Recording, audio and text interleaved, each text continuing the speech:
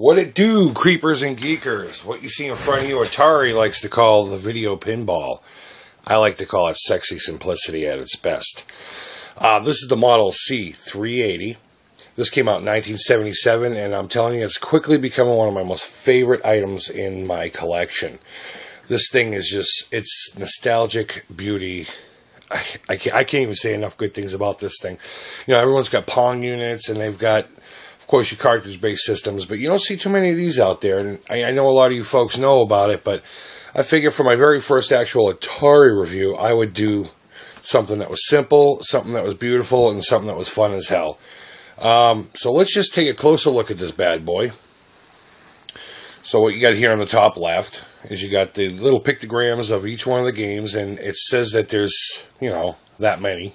But it's really just 3 games in different variations plus an extra basketball game, so to speak. But you got 2 versions of pinball, and each one of those has either a flipper or a paddle version. We'll get into that in a little bit. Down here you have breakout and breakthrough, which is nothing more than just breakout without the middle bar. And then this right here, you got a game called Rebound. It's kind of like a weird basketball breakout kind of game. And I'll explain more about that once we get into the gameplay. Alright, over here, we got our control configuration here. We got our power button. We got options, because once you select a game, there's multiple options that, again, we won't get into. I'm not going to try to make this an 80-hour video. You get what it is. I think just showing you a quick version of each game is more than enough.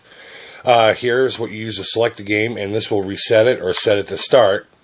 This is your ball serve, and it also functions as kind of a shoot thing here in Rebound, kind of like a basketball. Shoot it up there, and again, we'll get into all that. Over here in this tasteful wood grain glory, it says Video Pinball very boldly. And then you have a paddle controller right here, which is very similar to the ones for your Atari 2600. I believe the knob's a little bit bigger than the ones that you get with the system, but it's the exact same styling and everything, and it just feels great. Even after all these years, 1977 this thing came out, and this works great. No jitter, no nothing. I didn't have to crack this open and clean it up. On your side here, you have a flipper button here and a flipper button here. And if we flip her over, no pun intended there, folks,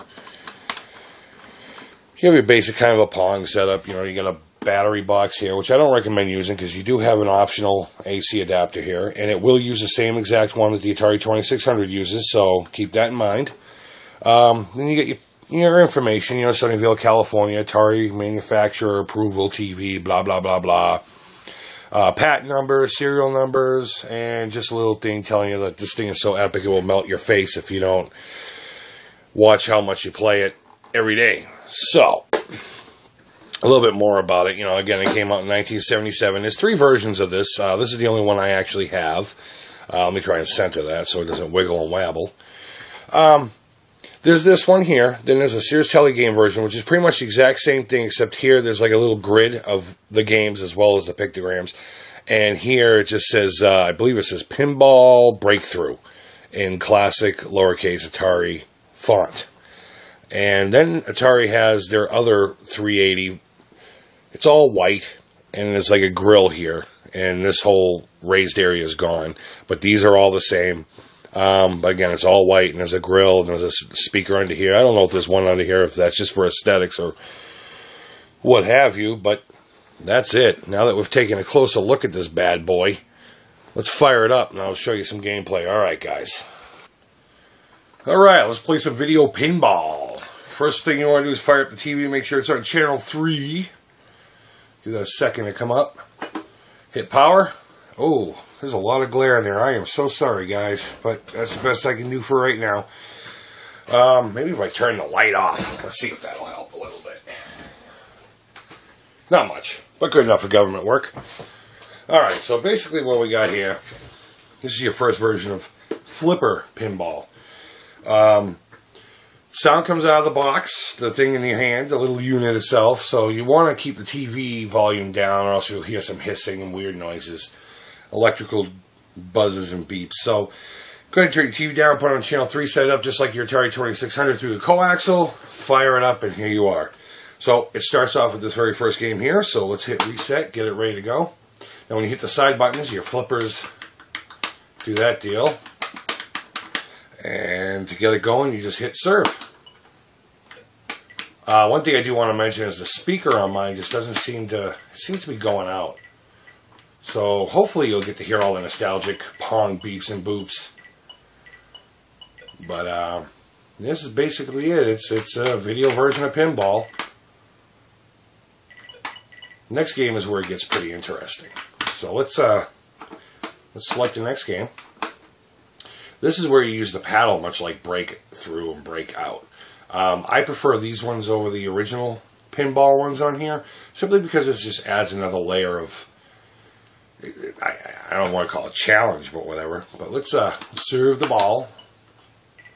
Get it going. The exact same thing, again, just with the paddle.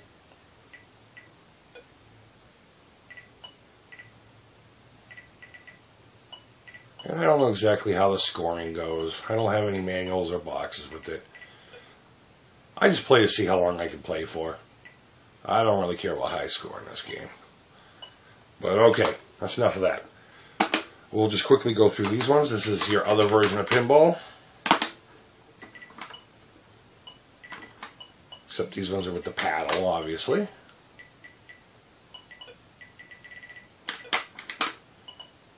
And the ball can get pretty crazy here and there. After you start breaking some of these things away and getting rid of them, the ball can start getting a little crazy. So, let's go to the next game. Same exact thing, just with a paddle. Serve the ball. I won't show you too much here because it's the same thing. Again, this one just adds a whole new element to the game. It almost feels like something completely different than pinball.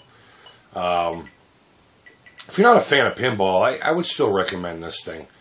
It doesn't feel like pinball at all, to be honest with you, even if you use the flippers. The flipper buttons are pretty much the only thing that reminds me of pinball. Alright, so on to this thing. And this is quickly becoming one of my favorite games on the whole unit. This one's called Rebound, and it's kind of a basketball game. And let me get it set up. What you got here is you got your paddle, okay? And then you get this bad boy right here that you're trying to get the ball to bounce through. And depending on how many go through depends on their score and all that stuff.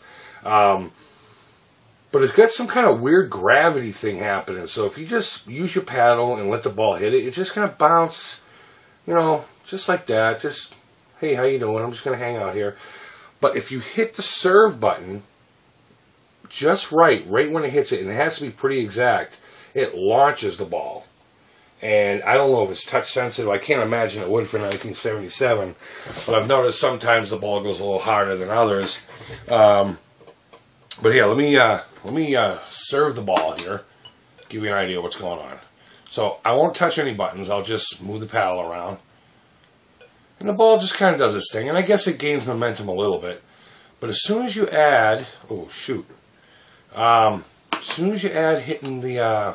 damn. The serve button, it launches it right up. And of course I gotta be acting like a knucklehead here. But that's just the way we work here at the Creep Farm. There we go. And then what happens is once you get the ball to go through the basket, it'll move to the other side. And of course now that I'm recording this video, I've been playing this thing all afternoon and doing very well. And I can't get the thing to go in there once. Here we go. Now it doesn't have to go through the very top. Again, there's a different scoring system if it does, or if it just goes through the bottom too. But that one's Rebound, and it's really challenging. And if I didn't have to yap through it and have a camera there and all that, this could keep me entertained all day. So let's move on to the last two games. This is Breakthrough. And again, it's just Breakout without a line of bricks in the middle, if that's what you want to call them. And once you break through the first line, things start getting a little hectic and crazy. But yeah, it's your basic version of Breakout. And next, bam, this is actual Breakout. Hit serve, ball comes down, bounces around. And it has all the same elements of regular Breakout and Super Breakout. If you move the paddle just right, you can steer the ball if you're really good at that. I could play this game for hours too. So let me just get a little bit more into it here. Now, just for fun, I am going to hit the option button. I know I said I wasn't gonna, but let's reset this back to this game. We'll just leave it here. We'll hit options, and I don't know if it just makes it a 2-player, 3-player, 4-player, 18-player. Let's just have it here at 4. Oh, it just changes the paddle. Here we go. That's interesting. And yeah, I haven't really played with it too much. So let's see what number 3 is on this one. Reset. Oh, same thing. Just less stuff to hit, I guess. I don't know. You be the judge.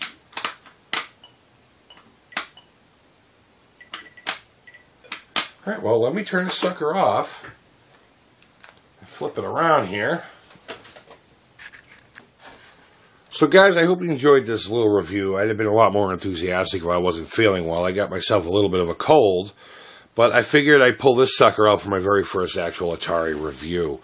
Because again, you know, this is becoming one of my favorite toys here in the collection. And again, I could pick this up anytime, and no matter what, it always puts a big smile on my stupid mug. So I hope I convinced you enough to go searching out for these. I wouldn't pay too much for them. I've seen them go for as far as like $40. I got lucky. I discovered it on some website at one point about half a year ago. I've only known about this less than a year, surprising enough. And I decided to look on eBay to see what they go for. Not that I use eBay too often, but I seen a local seller was selling it for $10. Buy it now. I hit it up. I figured that was worth the risk. He couldn't test it, didn't know how to hook it up. And I brought it home, and sure as hell, it works just fine. Again, the speaker's a little lower than I think it should be compared to my Pong unit that I got over there. But I think it's worth it. I think it's worth, you know, $20, $30 worth of fun. You know, it's not something you're going to sit there and play for hours and hours and hours. But it's worth pulling out once in a while on a good rainy day. So I hope I convinced you that you need one of these in your collection. If you have one of the other ones, you know, post a video. Let me see it. I want to see in action, even though it's the exact same thing. Do your review. Let me know what you think of it. As always, leave comments down there. There's also a little thing up there with thumbs up and thumbs down. You know, give your honest opinion. I hope you give me the old thumbs up. But, you know, any feedback is good feedback. And if you haven't yet, please subscribe. And I got a lot more good things coming up, guys. I got a giveaway coming up. And, you know, until the next time, I hope everyone's doing well. And this is the Atari Creep signing off saying, bye-bye.